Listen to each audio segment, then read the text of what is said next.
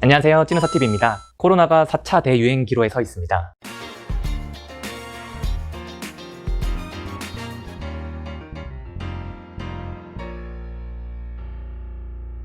이전 영상에서 말했듯이 제 진료 환자가 코로나 양성이라 저도 코로나 검사를 받아보았는데요. 보건소에서 긴 줄을 서서 검사를 받고 하루 정도 후에 문자로 음성인지 양성인지 결과가 나오는데 그때까지 무슨 대학 입시 결과 발표를 기다리는 마냥 초조했던 기억이 있습니다.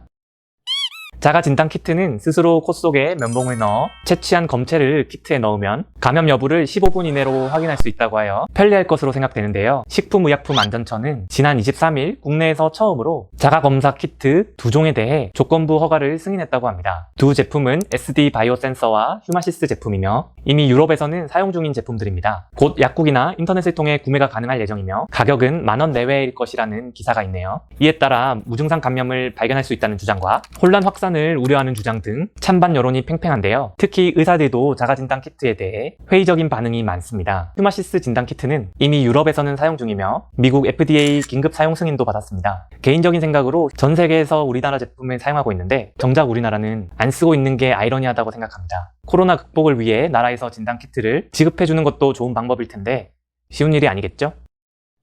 일단 정부에서 판매를 하기로 했으니 우리가 해야 할 것은 어떻게 최대한 정확하게 자가진단 키트를 사용하냐입니다. 코로나 바이러스를 갖고 있는 사람이 진단 키트 검사 결과가 음성으로 나오거나 정상인이 코로나 양성으로 나오면 안 되겠죠? 먼저 두 제품을 비교하기 위해 민감도, 특이도라는 용어를 알아야 되는데요. 간단히 설명만 드릴게요. 민감도는 양성 환자를 양성으로 판단하는 지표, 즉 대상자 중에서 감염자를 발견하는 데 필요한 지표로 사용되고요. 특이도는 반대로 음성 환자, 즉 정상인을 정상으로 판단하는 비율입니다. 두 제품을 비교해 보았는데요. 기사에 나오는 퍼센트는 각각 달라서 홈페이지에 들어가 봤습니다. SD 바이오 센서 제품은 민감도 91.33%, 특이도 99.08%, 휴마시스 제품은 민감도 93.5%, 특이도 99.5% 정도라고 나와 있네요. 통계라는 게 100% 믿으면 안 되지만 수치상으로만 보면 휴마시스 제품이 조금 더 나아 보입니다. 두 제품 다 특이도가 높은 것으로 보아 자가진단 키트로 정상인을 정상으로 판단하는 능력은 높습니다.